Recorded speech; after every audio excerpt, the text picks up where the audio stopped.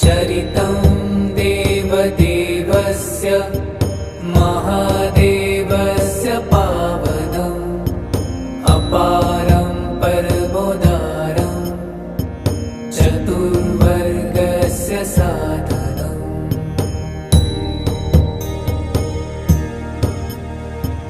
गौरीविनायकोपेतं पञ्चवक्त्रं त्रिनेत्रकम् शिवं ध्यात्वा दशभुजं शिवरक्षां पठेत्।